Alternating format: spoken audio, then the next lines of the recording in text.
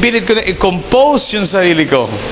Why? It's because for me, no, meron din akong tawag dito obligation sa church. Tama ba? No? And na some na makukuha ko doon ay para sa building the temple. That's why in-expect ko na ang lahat, tawag dito, nabayaran nyo na yung building the temple nyo. Okay, mamaya tayo mag-usap dyan. Masyado kayong tahimik. Okay? No? So, nagkakaintindihan ba tayo?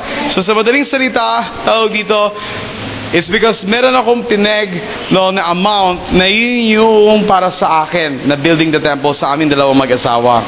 So, I know that is medyo malaking halaga. That's why inuunti-unti namin by God's grace. Every time na nakakuha kami ng commission o ako personally, inuunti-unti ko yon.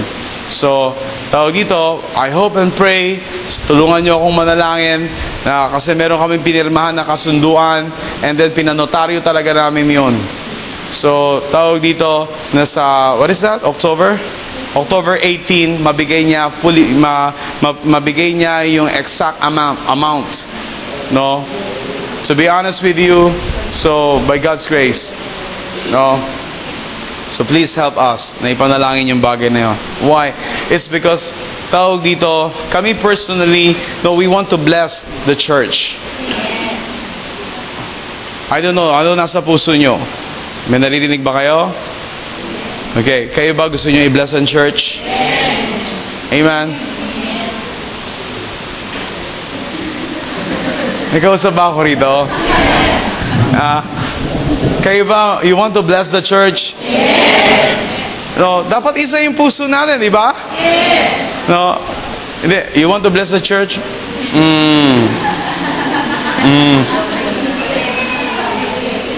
Listen, no, hindi nyo alam kung paano kayo i-bless ng Lord. Hindi nyo alam. Pero ako alam ko kung paano kayo i-bless ng Lord. Amen? Naunawaan niyo ba yung sinasabi ko? That's why kung meron man kayong dapat na matutunan, listen to me, matuto kayo na magtanim. Saan? Sa kaharian ng Diyos. And don't worry, ang tinatanim hindi lang kaluluwa. Amen? Tama po ba? No?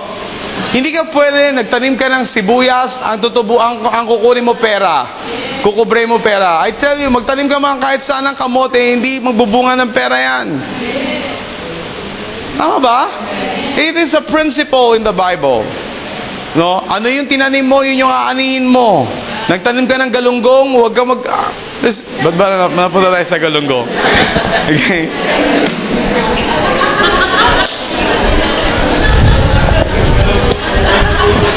Tinitingnan ko lang kung gising pa kayo. Kasi masyado kayong seryoso eh. No, di ba? At least nagising kayo, di ba? I know na hindi tinatanim ang galunggong, hinuhuli yun. Amen.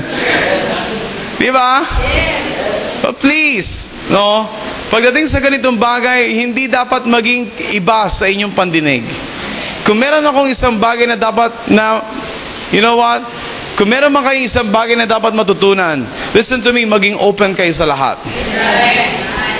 Why? It's because we are open also. Amen? We are open. No? If we are blessed, we are blessed. I thank God. If we are under trial, we are under trial. We're still thanking God. Tama po ba? Hindi, ngayon, blessed ako. No? Listen, hindi ganon sa pamilya ng Diyos. Tama po ba? Then once na nakita mo ang ilan sa inyo, they are under trial, and then ikaw bilang kapatid, then, no, suportahan mo yung kapatid mo. Tingnan mo kung ano yung magagawa mo para sa kanya. And then, nung siya naman din, yung dumaan sa problema, ikaw naman yung bumawi. Tama po ba? I tell you, no, ito yung isang bagay na wala ang mundo. Ito yung isang bagay na wala, na hindi nyo makikita sa sanlibutan. Hello? Na meron lang sa sanlibutan lahat. Kapag nakita yung kapitbahay bumili ng bagong sasakyan, siguro nagnakaw yan sa kumpanya nila kasi kaya maganda yung kotse niya ngayon o yung bahay niya ngayon, di ba? Listen to me, please. no, itigil natin yung ganyang klaseng kaisipan. But still be thankful. Once na nakita natin yung mga kapatid natin, they are prospering. God is prospering them. Hello? Once na nakita natin sila, pinagpapala sila ng Panginoon. Salamat sa Diyos dahil pinagpapala sila ng Diyos. Amen. Dapat ganoon na yung maging mentalidad ng bawat isa. Can you imagine kung lahat kayo ganoon ang mentalidad nyo? Listen to me. No, give yourself 2 to 3 years from now. Kung hindi kayo prosper ng Panginoon pare-pareho. And can you imagine some of you, or many of you ngayon, no, na na-experience nyo yung year of acceleration. Na-experience ninyo sa buhay nyo, sa pamilya ninyo, yung year of increase. Why? It's because you know kung paano nyo i-connecta ang inyong sarili sa mandato ng Diyos on this church. Can you imagine that? Hello, even though na nakakaranas ka ng trials, even though na nakakaranas ka ng testing, but it's okay. Why? It's because always remember, God is here. God is in control. Tama? You will be surprised, no, when we start to read or to open, no, especially this passage in the book of Judges chapter 7. But before, no, I start here on chapter 7, no, let me finish here in last part of chapter 6. Amen? Hello? Are you here? Sabi rito, sinabi ni Gideon sa Diyos, sinabi ninyo sa akin na ako ang kakasangkapanin ninyo upang iligtas ang Israel. Dahil dito maglalatag ako ng isang lana sa giikan ng trigo. Pag nabasa ito ng hamog, ngunit tuyo ang paligid, ako nga ang ibig ninyo magligtas sa Israel. So kung meron mang isang bagay na dapat na makita natin sa sarili natin, listen to me, yung pagsunod natin sa Panginoon, hindi natin ito dapat i-delay. And listen, hindi ka dapat magduda sa naririnig mo, sa natatanggap mo, sa ipinapagawa ng Diyos sa iyo. Like for example, this afternoon, sa paghayon natin mamaya doon saan? Sa Egypt. O sa Oak Lane.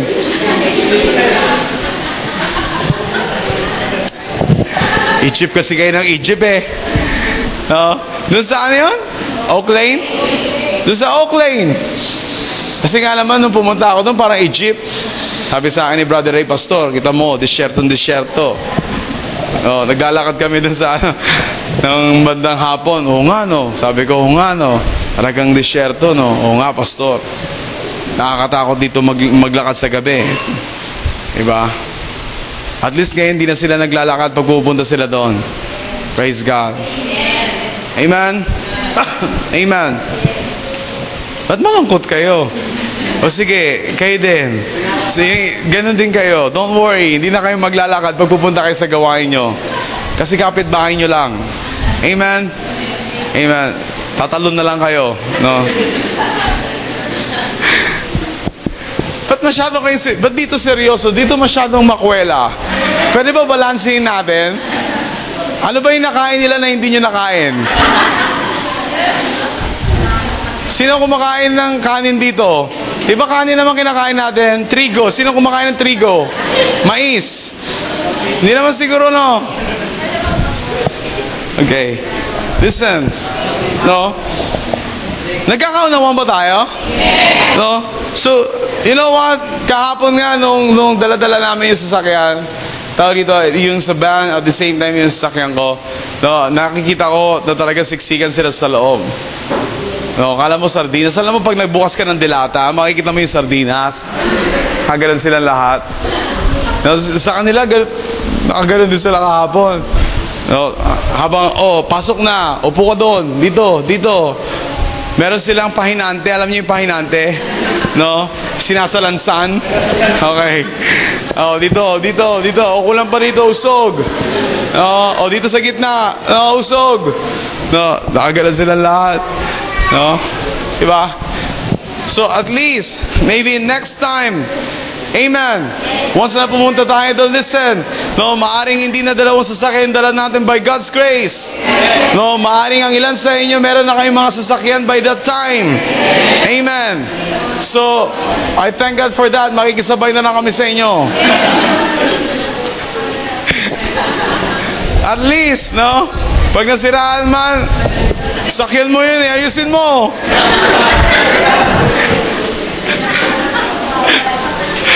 Diba? Drive ka, hindi ka ba marunong mag-ayos? Okay. So, that is my prayer for you. Na magkaroon kayo ng mga sasakyan. And I know it's coming. By God's grace. Amen? Inuna lang ng Panginoon yung bahay nyo, yung lupa nyo. Amen? No? And then, maybe some of you, meron na kayong tawag dito bahay. Or some of you, tawag dito kampante na kayo. No? But time will come, ano man yung desire ng puso ninyo. Most especially, no, that's why look out, no? Ano man yung desire ng heart ninyo, ito yung tinutugon ng Panginoon. By God's grace, I know, no, na ito rin yung ibibigay ng Panginoon sa inyo. Tama po ba? That's why when you pray, no, then be sure na alam ninyo kung ano talaga yung nasa puso ninyo. Say it to God. Sabihin mo sa Kanya, Panginoon, no, gamitin niyo po ang lahat ng ito for the glory of your name and for the advancement of your kingdom. Amen. Amen. Hallelujah. So that's why here, no, always remember na hindi tayo pwede mag-doubt sa bawat tinatanggap natin sa Diyos. Sa bawat naririnig natin sa Diyos. Always remember that. Wala kang karapatan na pagdudaan kung ano man yung tinatanggap mo mula sa Kanya. Why? It's because kung meron man nais ng Diyos na marinig sa iyo, yes and amen. Yes and amen. Why? It's because you are willing saan natapusin at gawin kung ano man yung nais niya na ipagawa sa bawat isa sa atin. Amen? Amen. That's why here, look at here in chapter 7. Are you ready for this? Look at here. In chapter 7, sabi dito, kinabukasan, maagang lumakad si Jeroboam o si Gideon at ang kanyang mga tauhan. Kilala niyo si Gideon? Praise God.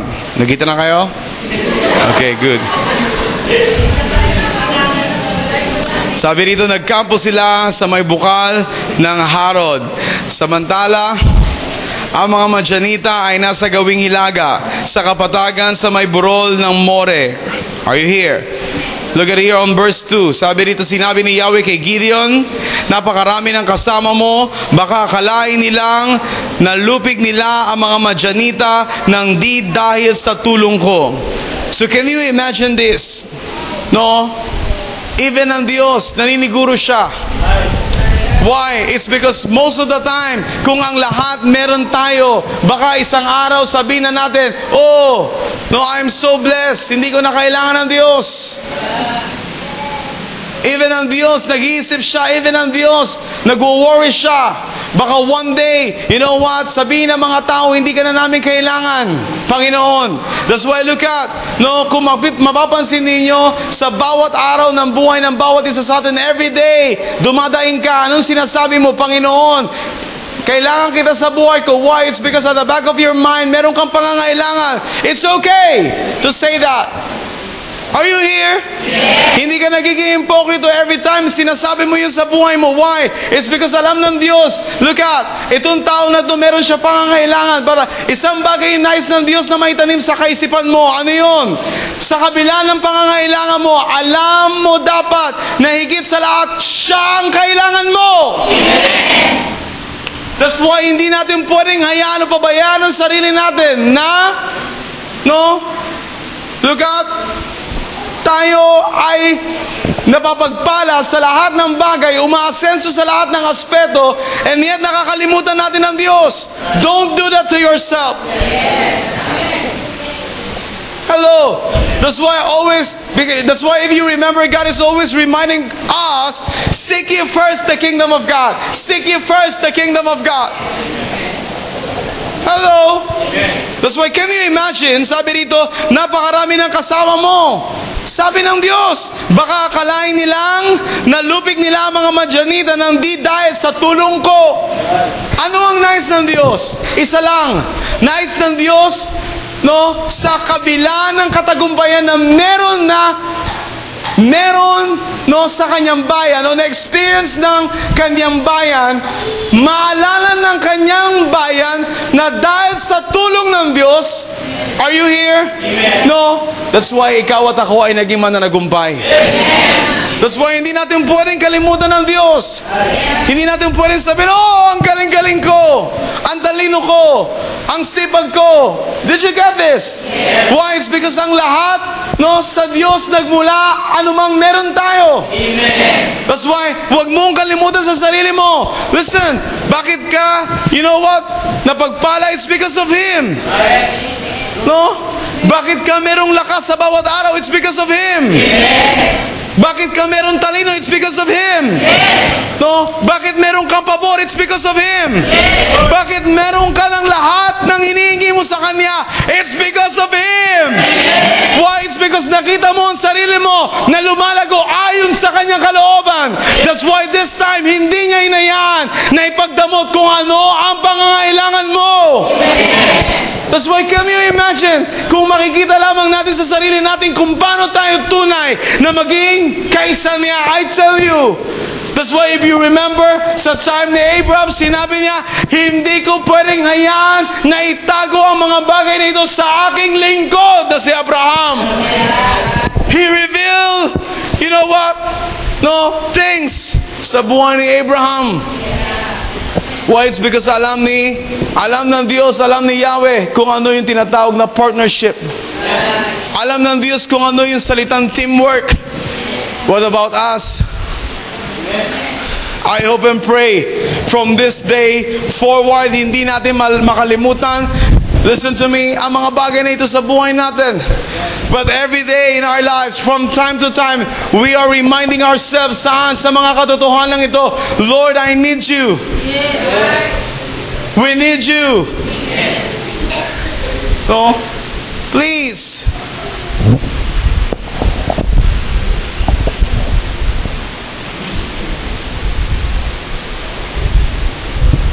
Did you get this? Here in verse 3, sabi dito, kaya sabihin mo sa kanila na lahat ng natatakot ay maaari nang umuwi.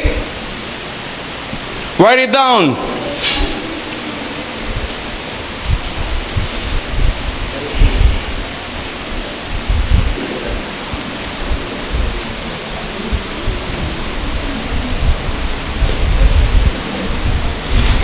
Write it down. A lot of member in the church today has no idea about a true commitment in the family of God. A lot of member in the church today has no idea about a true commitment in the family of God. Did you get this? A lot of members in the church today has no idea about the true commitment in the family of God. Maraming mga miyembro ng mga simbahan o ng simbahan ngayon. Pag sinabing simbahan, this is in general. Kabuuan. Are you with me? It's because in the sight of God, isa lang ang church. Did you get this? No, not many churches. It's because always remember, Jesus built one church. Not many churches. A lot of members in the church today has no idea about a true commitment in the family of God. Ano yung gusto kong sabihin sa inyo? Karamihan ng mga member ng mga churches sa ating panahonan ngayon, wala silang idea o ka-idea kung ano yung ibig sabihin ng commitment sa pamilya ng Diyos. Naunawaan niyo ba? Nagkaiintindihan ba tayo? That's why, can you imagine here on verse 3, sinabi ni Yahweh kay Gideon, napakarami ng kasama mo. Baka akalain nilang nalupig nila ang mga Madyanita ng di dahil sa tulong ko. 3, kaya sabihin mo sa kanila na lahat ng natatakot ay maaari nang umuwi. Nang sabihin ito ni Gideon, umuwi ang 22,000, ang natira ay 10,000 lamang. So this is a mega church. In nowadays, 32,000 population. Tama ba? 22 plus 10,000, that's 32,000. Amen? So that is a mega church on that time. Even sa panahon natin, this is a mega church also. Amen? But can you imagine, sa kabila ng crowd, sa kabila ng malaking bilang na meron sila, kung ano yung response ng marami sa panawagan ng Diyos? Unang panawagan ng Diyos, sabi rito, no? Sabihin mo sa kanila, are you listening to me? No? Tingnan niyo yung unang panawagan ng Diyos. Saan? Sa big numbers. Sabihin mo sa kanila na lahat ng natatakot ay maaari nang umuwi. Oh. Diba? Sabihin mo sa kanila, Gideon, na lahat ng natatakot, umuwi na. Ano nangyari? Nag-pack up yung 22,000. Natira 10,000. Hindi lang, diba? Hindi lang na-divide yun, no? Into two. Pero makikita mo, mas malaki yung nawala. Sa 32,000, 10,000 na lang ang natira. No? Can you imagine kung paano kumilos ang Diyos? Can you imagine, no? Yung katotohanan sa kabila ng mensahe na ito. Sa likuran ng mensahe na ito, listen to me, no? Sa likuran ng scripture na ating binasa, makikita mo, malinaw na merong mensahe ang Diyos. Hindi siya after sa crowd lamang. Pag sinabing crowd, numbers of people. Pag sinabing crowd, maraming klaseng tao. Pero hindi natin alam, karamihan ng crowd o karamihan na nagpupuno ngayon sa mga churches, listen to me, ay nag-oosyoso lamang. That's why, even sa ating panahon ngayon, listen to me, hindi ka pwedeng mamangha o hindi mo pwedeng maliitin yung sarili mo. No, sila, buti pa sila, 10,000 na kami, o 80 lang. Correct me if I'm wrong. It's because, listen, wala yun sa dami. I can show it to you. If you remember, I promised you last Sunday. Amen? Na hindi kailanman bumase ang Diyos sa dami para lamang mabago ang isang bansa. Kinailangan lang ng isang Moses para ang bayan ng Israel ay mapalaya sa pagiging alipin. Kinailangan lang ng isang Joshua para ipagpatuloy ang mandato ng Diyos na binigay kay Moses. At kinailangan lamang ng isang bugtong na anak ng Diyos, and that is Jesus Christ, upang ang kaligtasan sa buong mundo ay maganap. Correct me if I'm wrong. That's why if you remember, nowadays, kung meron man, no, greater number na dapat naman nanatili sa ating kaisipan at sa ating puso, and that is one. Ano ang meron sa number na yan? One. Pagiging isa sa lahat ng bagay.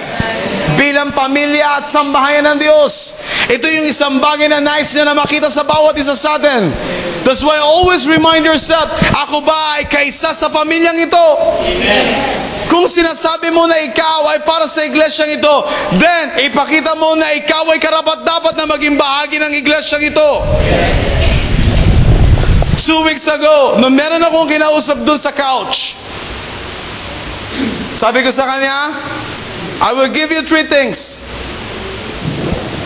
This is the second day, right after na makausap ko siya, second Sunday, wala na siya.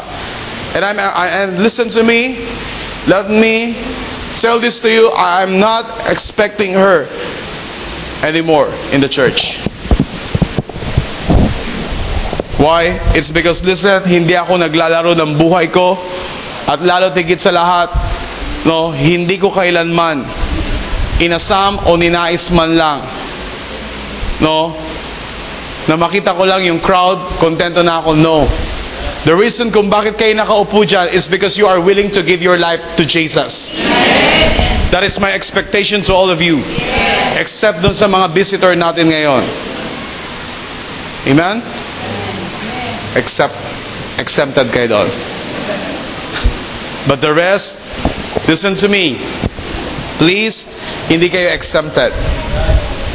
Amen? That's why be sure that you are willing to give your life. Tatlong bagay yung sinabi ko lang. And please, huwag nyo nang ibuhos yung buhay nyo sa ganong mga tao. Can you imagine, kahapon nakausap lang kita kung paano ang Lord nagbubukas ng mga pamilya. Amen? Ang Diyos ay nagdadala ng mga panibagong kaluluwa na karapat-dapat saan sa pagsasakripisyo nyo at paglilingkod nyo. Listen, kung hindi niya nakikita ang sarili niya saan sa pamilyang ito, huwag nyo na siyang bigyan pa ng pag-aksayahan ng panahon. Hello? The same thing na sinabi ko kay Casey before. Sabi ko sa kanya, no, hindi lang sila ang tao sa binakayan. Sorry, dun sa Habay. Hello? But can you imagine, God is still faithful. Why? It's because the next generation is here. Yes. Amen. Palakpakan natin ang Diyos. Why? It's because ang totoo, huwag niyong, look at, sanayin ang sarili ninyo na kumikilos lang, it's because of numbers. Dahil even ang numbers na yan, wala yung magagawa. Kung even sila, hindi sila nagkakaisa. Naunawaan niyo ba ang sinasabi ko? Nagkakaintindihan ba tayo? Now, I'm showing this to you. Bakit? Upang sa ganun makita ninyo na wala sa dami ang alin. Wala sa laki ng bilang ang usapan. Para alin? Para pasimulan kung ano man yung move ng Lord na nais niyang dalhin sa ating kalagitnaan. It's because whether we like it or not, hindi natin mapipigilan ang pagkilos ng Santong Espiritu saan? Sa ating syudad, kung ito yung nasa puso niya. Ang kailangan niya lang bago siya kumilos, meron siyang tinatawag na alin? Willing vessel. Na pwede niyang sakyan o pagsakyan upang siya ay gumalaw, kumilos sa ating syudad, sa ating kalagitnaan. And can you imagine, no, kung ikaw yon, kung ako yon, kung ang bawat isa sa atin, yun ay yung tinatawag na willing vessel para sa Diyos. Can you imagine that? No? I hope and pray na naunawaan ninyo na hindi na ninyo kung ano yung sinasabi ko sa inyo. Why? It's because hindi ikaw ang nawalan. Kailanman hindi ka mawawalan. Why? It's because sabi sa salita ng Diyos, ang sino man na nagbigay ng buhay para sa Kanya ay mas tatanggap pa. Amen. Is that right? Yes. Is that true? Yes. That's why hindi ka dapat matakot na ibigay mo ang buhay mo para sa Kanya. It's because if you know how to invest your life para kay Kristo, listen to me, higit pa dun yung kaya niyang ibigay sa'yo. Yes. So look at it here. If you remember, where are we? In verse 3 first, and then let's go on verse 4. Kaya sabihin mo sa kanila na lahat ng natatakot ay maaari nang umuwi. Sino rito ang bahagang buntot? Sabi kasi, lahat ng natatakot. Tama ba? Tama ba? It's because sa pagkakaalam ko, listen to me, kung unawain nyo, iintindihin ninyo, hindi kailangan ng Diyos yung mga tao na takot. Amen? Hindi ko sinasabi rito, takot ka sa multo. Pag takot ka sa multo, deliverance ang kailangan mo. Panalangin mo yung sarili mo. Tama ba? Na matanggal sa iyo yung pagkatakot mo sa mga kung ano mang imahinasyon na meron ka. Amen.